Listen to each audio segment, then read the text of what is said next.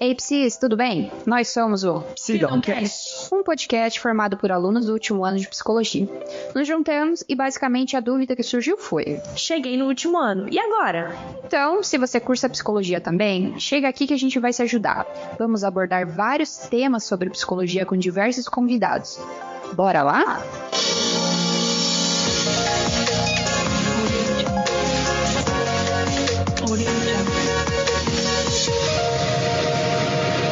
Olá, pessoal. Boa tarde, bom dia ou boa noite. Não sei que horário que vocês vão estar nos escutando, mas hoje iniciamos o nosso 9º episódio do podcast. Hoje estamos aqui com um convidado bem especial, Paulo Henrique Azevedo, e eu vou pedir para que você se apresente e fale um pouquinho sobre você. Obrigado, Jennifer. Obrigado, Jéssica, pelo convite nesse podcast. Como você já havia me apresentado, né? Meu nome é Paulo Henrique. Possivelmente o povo já me conheça aí dos corredores, mas de qualquer forma eu vim aqui para esclarecer algumas questões em relação à neuropsicologia, que é a minha formação de base, né? Perfeito. Então vamos começar com a primeira pergunta. A primeira pergunta que o pessoal trouxe pra gente é: qual a influência do sistema nervoso sobre as nossas emoções? Bom, a gente tem que entender que todo o nosso comportamento, né, no sentido comportamento observável, ou os nossos pensamentos e as nossas emoções, né, todas elas estão fundadas na matéria, né, ou seja, em células. No caso, células gliais e células do sistema nervoso que a gente chama de neurônios. Então esse é o tecido nervoso propriamente dito. Logo, qualquer alteração estrutural ou funcional que se dê na comunicação dessas células, certamente vai afetar as nossas emoções, os nossos pensamentos, os nossos comportamentos. E essa alteração do fluxo das informações entre os neurônios, elas podem vir a partir de um ambiente, né, de fora. Então, por exemplo, se eu for criado num ambiente muito caótico, muito desorganizado, essas consequências vão atuar sobre esse tecido nervoso, fazendo com que haja um desequilíbrio, né? Então, quando a gente fala assim, qual que é a importância do sistema nervoso para as emoções, especificamente, na verdade, uma não existe sem a outra, né? Vamos pensar, existe um pensamento ou emoção sem o corpo? Não é possível, até onde saibamos, né? Então, está correlacionado, né? Ela depende do outro. Ah, ok, perfeito. Fica tão bonito quando o prof fala, né, Jen? Fica poético, né? Nossa! Imagina, é capaz. Então, dando sequência aqui, prof, qual tem mais prevalência sobre o nosso organismo, como um todo? Nosso sistema nervoso ou as nossas emoções? Isso acho que o prof respondeu pra gente, né? Que um não sobrevive sem o outro, né? Sim, não tem... É como você perguntar, quem veio antes, o ovo ou a galinha? Na verdade, assim, temos que pensar que o psicólogo, se a gente for pensar o psicólogo escolar, o psicólogo organizacional, o psicólogo clínico, né? O enfoque dele é entender as emoções no sentido da sua manifestação, né? Então, se a pessoa está triste, o que ela sente, o que ela pensa, né? Agora, se você for pensar do ponto de vista da neuropsicologia, o neuropsicólogo tem que saber isso, mas também tem que saber a relação da estrutura do sistema nervoso. Então, o enfoque é diferente, tá? Mas depende muito de qual o enfoque mesmo, né? Entendi. Beleza. Então, vamos lá. No meio disso tudo, a gente sabe que tem que ter muito estudo para ser um neuropsicólogo, né? Mas você pode falar um pouquinho do que exatamente é necessário para ser um neuropsicólogo? Então, primeiramente, a neuropsicologia é uma ciência multi/interdisciplinar, tá? Porque ela já nasce com influências de outras ciências, tá? Mas se a gente for pensar na profissão em si, 2 profissões elas estão gabaritadas para atenderem em neuropsicologia clínica, que é uma área da neuropsicologia, que é o psicólogo. Então ele tem que frequentar 5 anos do curso de graduação em psicologia, Daí ele vai fazer os seus cursos ou de especialização, ou de mestrado, ou doutorado, para ter um título ou se titular neuropsicólogo.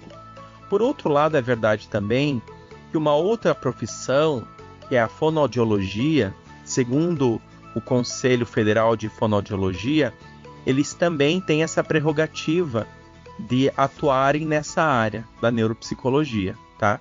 Daí, é claro, você tem que fazer um curso de fonoaudiologia, né, que tem a duração aí de 4, 5 anos. Não vou saber precisar qual é o tempo correto.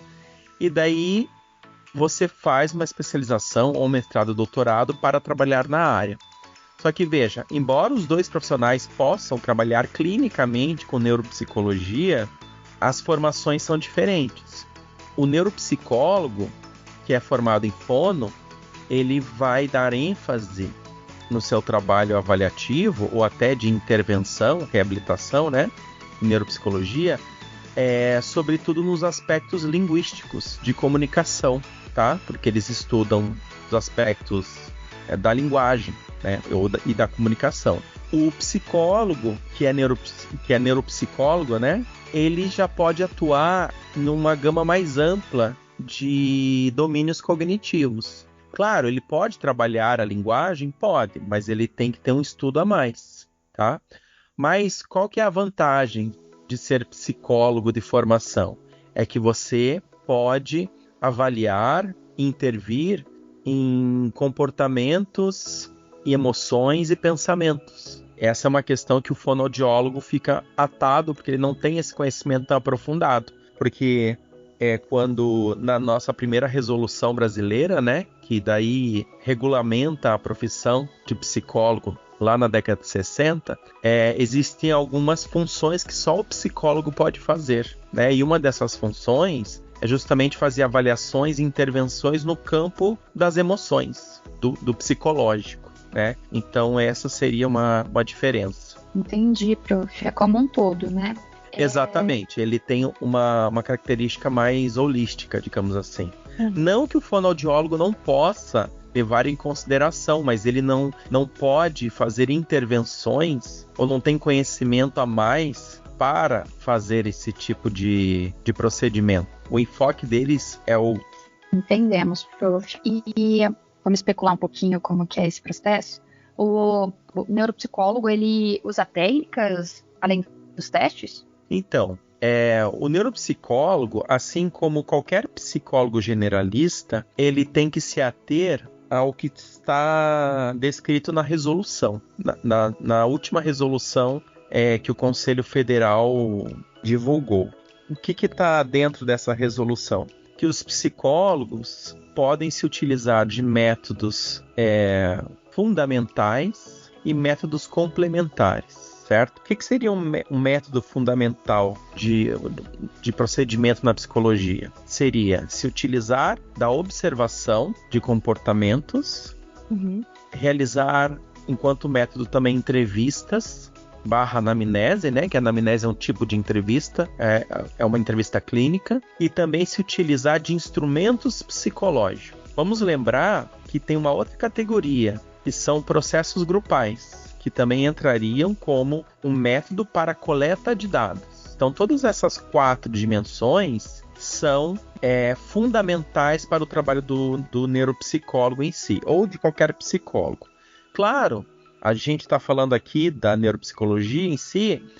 Por exemplo, a gente não se apropria tanto de processos grupais, por exemplo. Ou eu posso fazer uma avaliação neuropsicológica sem precisar de usar um instrumento. Eu fico só na observação e na entrevista. Claro que em 98% das vezes o neuropsicólogo vai se utilizar de instrumentos psicológicos, tá? Que é importante, tanto que faz parte da formação já num curso de especialização, você ter esse treinamento, tá? Mas não é condição sine qua non para você ser psicólogo trabalhar com testes. Eu digo que a cereja do bolo do psicólogo, embora existam essas quatro fontes de informações, né, que o Conselho Federal vai dizer, A cereja do bolo é sempre a observação e a entrevista, certo? É claro que, por outro lado, existem as fontes complementares, auxiliares de informação, que é basicamente você se apropriar de um documento de outro profissional, né? Então, por exemplo, um pedagogo faz um parecer sobre um aluno, e esse aluno, essa criança, esse adolescente, vem até o teu consultório e você vai investigar, só que você também tem informações que não são só da tua área. Esse pedagogo que fez, ou pode ser um laudo multiprofissional, ou pode ser um parecer de um médico, né, de um advogado. Então, como a gente chama isso? Informações auxiliares. A gente não tem ele como central, mas eles podem nos ajudar a esclarecer muitas coisas, tá? E até mesmo alguns testes ou instrumentos que o Conselho Federal não coloca como favorável no SATEPS, né?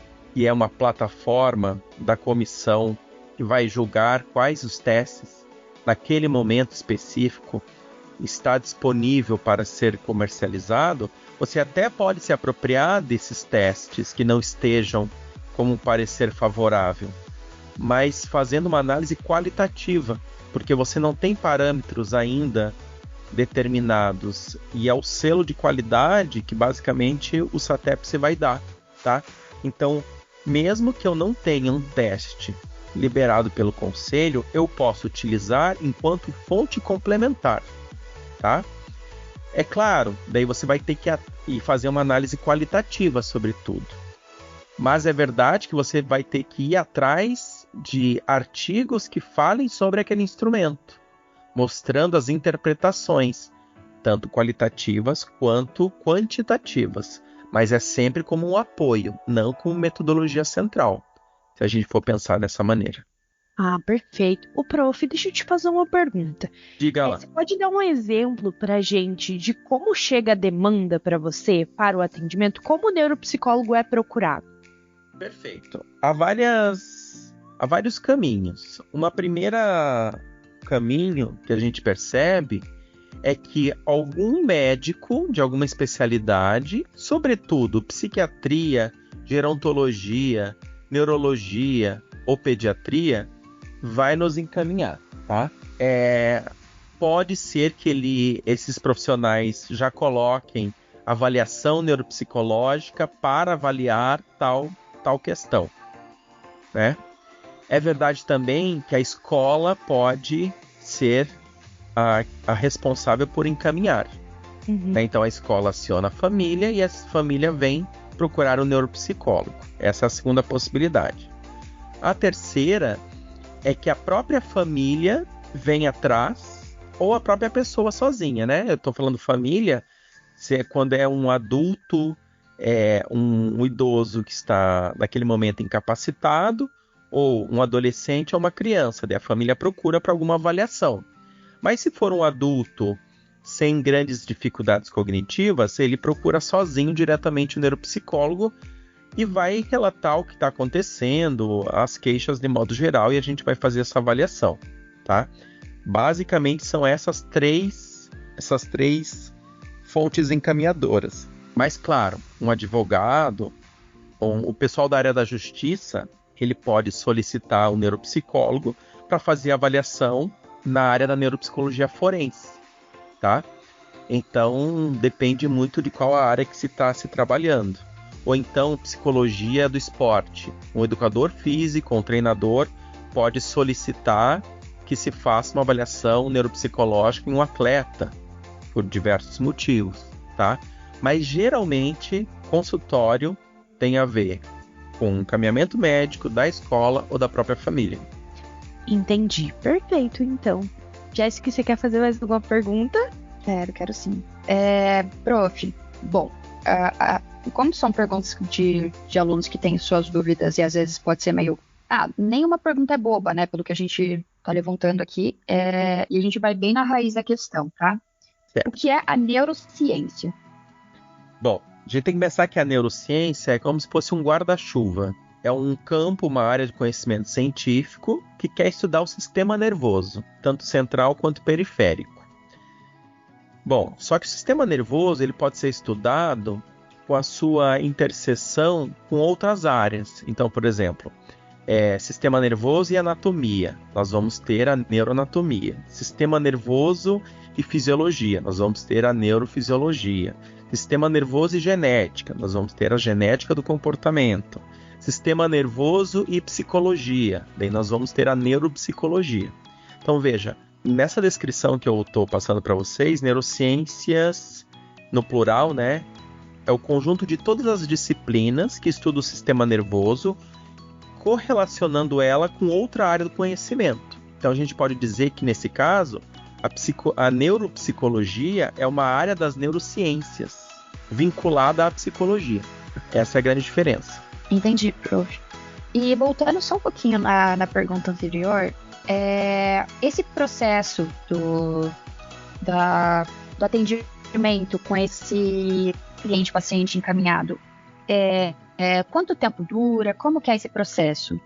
Na neuropsicologia clínica, a gente tem duas frentes de trabalho.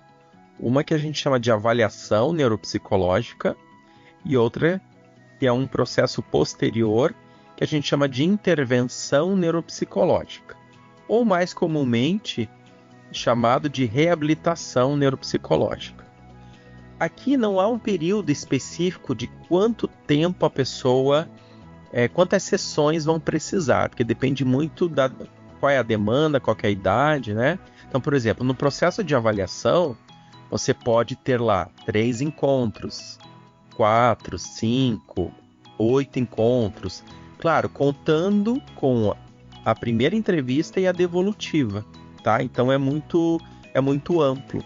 Geralmente, né, se pode fazer uma avaliação bem feita, né, entre 4 e 8 sessões. Pode se estender para mais ou um pouco para menos, depende muito da complexidade, tá?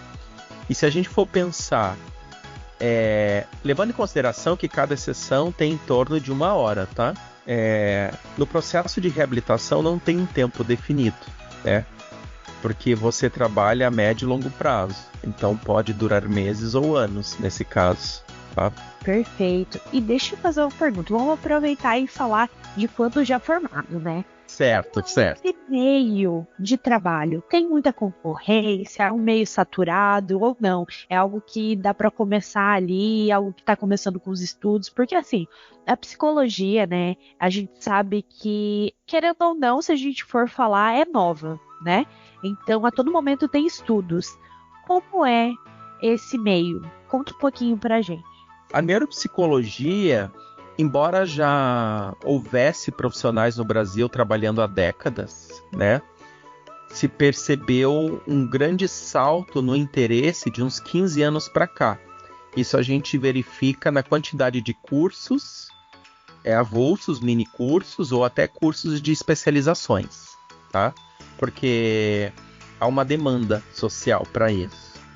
Então, na verdade, várias áreas da neuropsicologia, né, sobretudo a reabilitação, ela é muito carente ainda, tá?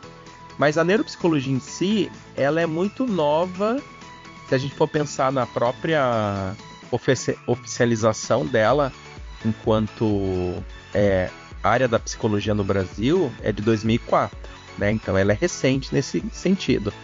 Há uma carência de profissionais, com certeza, e esses profissionais não trabalham só em clínicas, trabalham em hospitais, que é um campo de trabalho para neuropsicologia, em organizações de trabalho, né, nas escolas, na área jurídica, forense, né, no caso, na área também do esporte.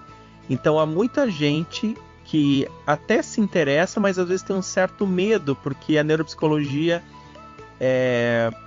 para quem vai para a neuropsicologia, precisa pelo menos gostar ou ter uma disponibilidade para você conhecer algumas áreas que dentro do curso da psicologia talvez não sejam tão explorados, que é um pouco dessa parte mais biológica. A neuropsicologia, ela não é uma disciplina biologicista, mas ela precisa fazer a correlação com um evento mental, cognitivo, né, e o sistema nervoso, né? Você tem que entender pelo menos parte dessa área. Também tem que entender de processos avaliativos, psicometria, por exemplo, né? Que envolve aí a avaliação. E às vezes as pessoas têm receio, né, de ir para essa área. Mas certamente a quantidade de pessoas que se formam e depois chegam mais perto dessa área tem crescido, tá?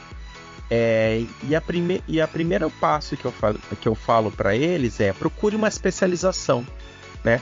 Vejam se essa especialização é dada por uma escola, instituto que tenha uma certa credibilidade no mercado. Veja quem são os professores, veja quais são as disciplinas, né? Se tem estágio, se tem supervisão, tudo isso é importante. Então, a partir dessa primeira sondagem, e se você tiver disponibilidade, você fica lá 2 anos trabalhando, e nesse momento você pode ir atendendo aos poucos, né? Sempre com muita cautela, porque é um campo de conhecimento mais delicado, né? Mas precisa de muito estudo. Mas certamente poucas pessoas vão para essa área hoje. E quando elas vão, elas se fixam mais na avaliação neuropsicológica e não tanto na reabilitação, que é muito, muito carente ainda. Entendi. E aí, você falando, né, das diversas áreas que dá para atuar como neuropsicólogo, eu fiquei um pouco curiosa de como é esse trabalho feito junto com a forense. Você pode me contar um pouquinho? Posso sim. Embora eu não seja especialista na psicologia forense, o neuropsicólogo ele pode, por exemplo, fazer uma avaliação cognitiva de uma pessoa que tem alguns bens, mas ela vai ser interditada, né? Então, na verdade, o juiz quer saber, essa pessoa de fato tem condições para gerir os seus bens ou ela precisa de uma curatela, né? Isso é uma possibilidade.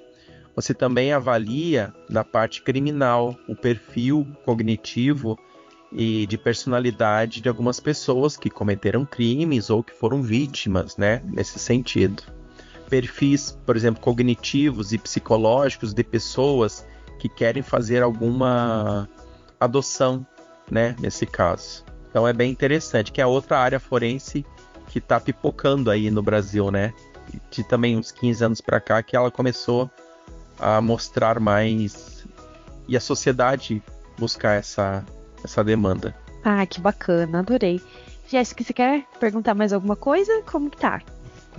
O prof conseguiu esclarecer muitas das perguntas que a gente tinha aqui em poucas falas, assim, né? Acho que... O semestre inteiro resumido. Nossa, eu tô aqui... Eu amei. Nossa, super bom. E por ser... Acho que o professor já consegue esclarecer a lei, né? Prof, uma dica pra gente. Dica. Você pode dizer uma dica para quem quer ingressar nessa área? Olha, primeiro, antes de ingressar em qualquer área da psicologia, se perguntar o que eu não gosto dentro da psicologia. Fica mais fácil. Pelo menos comigo foi assim. Depois você vai se perguntar o que sobrou. Possivelmente ali estarão o que você gosta. Mais ou menos, né? Tem graus aí. Depois você tem que perguntar o que eu me identifico mais, ou como eu me vejo daqui a alguns anos, trabalhando com que público, né? Em qual área? Esse é um primeiro passo importante, porque quando a gente sai da faculdade, a gente sai bem perdido, né? Assim, sai com o diploma na mão, fez alguns cursos, frequentou alguns congressos, mas a gente é um pouco cru, ou bastante cru, para se perguntar quem é que vai me dar trabalho, eu tenho que bater aonde, na porta de quem, ou eu que vou fazer essa demanda acontecer. Mas de certa forma, na própria graduação, vocês já devem fazer relações de trabalho, né, para ter esse contato, para não sair tão cru nesse sentido, tá? Essa é uma primeira etapa. A segunda daquelas áreas que me sobraram, que eu gosto, né? Quais aquelas que me saltam mais aos olhos porque eu tenho uma afetividade a mais, né? Porque, embora você possa ser bom num assunto, mas você não tem vocação, por exemplo. Aí entra a questão de talento versus vocação. Eu posso ter talento para tocar piano, né? Gosto, faço bem, mas eu não tenho vocação para ser um pianista ou para ser um professor de piano. Vocação, no sentido que eu estou falando, é viver para aquilo, certo? Então tem que ver qual que é o que te toca mais, né? E a partir daí, sem dúvida, você se manter atualizado a partir de livros, né? Artigos, colegas da área, e fazer cursos de pós-graduação, seja especialização, mestrado ou doutorado, né? E se jogando, né? Que as coisas vão acontecendo aos poucos. A gente tem que ter cautela, é verdade, porque a gente é iniciante, mas a gente não pode se paralisar frente a algumas demandas. E é por isso que, quando a gente tem alguma dificuldade, a gente procura uma pessoa com saber maior do que nós, um supervisor, no caso, um grupo de supervisão, que vai tirar algumas dúvidas daqueles atendimentos que nós possamos querer atender, né? Então a gente sempre tem que ficar de olho nisso, para não fazer um trabalho de má qualidade, porque a gente é um prestador de serviço, né? E como prestador de serviço, a gente tem deveres a cumprir com o cliente ou com o paciente, tá? Então, são essas dicas, a princípio. Ai, maravilha. Meu Deus, esclareceu bastante as nossas dúvidas. Tô levando pro meu linguajar de vida a palavra a priori, que vem de você desde sempre. Primeira vez que eu escutei a priori, eu falei, meu Deus, como ele é genial. Ai, muitas palavras bonitas. Prof, muito obrigada. Obrigada porque foram 5 anos, né? A gente juntinho. O prof sempre foi um professor muito maravilhoso com a gente. Não, obrigado. E obrigada por topar com a gente, tá? Pra fazer esse podcast. Imagina, eu te agradeço. Por compartilhar conhecimento com a gente, né? Mesmo que é muito tempo de estudo para compartilhar em 40 minutos, mas assim, o quanto é grandioso e o quanto é importante a gente ter acesso a essa informação, né? Porque muitas vezes a gente faz a faculdade, vai passando conteúdo e a gente não consegue absorver tanto quanto a gente voltar, né? E esse voltar no que a gente quer especificamente, procurar, né, sobre o assunto. Então, muito obrigado por dividir com a gente, por disponibilizar o seu tempo. Imagina, eu que agradeço você, Jennifer, e você, Jéssica, por essa oportunidade de esclarecimento. E eu me lembro sempre de uma frase da professora Mônica, que era a nossa coordenadora, né? Que ela fala que o curso de psicologia é um menu degustativo. Você vai provar um pouquinho de cada um. Não dá para se aprofundar na graduação muito. E esse trabalho é depois que você já tem um certo esclarecimento de qual área vai atuar. E por mais que você não vá atuar na neuropsicologia, você tem que ter um conhecimento para poder indicar um paciente para essa área, né? Eu quero ser psicólogo escolar ou psicólogo clínico, né? Psicoterapeuta. Não gosto da neuropsicologia, mas eu tenho que ter um conhecimento mínimo para saber em que momento eu vou encaminhar aquele meu cliente ou paciente para o profissional de neuropsicologia, para ele fazer uma avaliação. Então não é só para quem vai atuar, mas sim para quem está junto ali atendendo um paciente que precise de outras orientações, tá? Então muito obrigado aí, pessoal, e agradeço e fico disponível para tirar qualquer dúvida. E parabéns, meninas que estão se formando aí já. Seremos logo em breve, em poucas semanas, colegas de profissão, finalmente. Olha que maravilha. Obrigada, prof. Então acho que é isso, né, galera? Chegamos ao final do nosso 9º episódio do podcast. Finalizamos então com a neurociência, sobre o neuropsicólogo. Muito obrigada novamente, Paulo. E é isso. Obrigada por quem esteve até aqui, até o final. E um abraço. Tchau, tchau. Um abraço a todos. Tchau.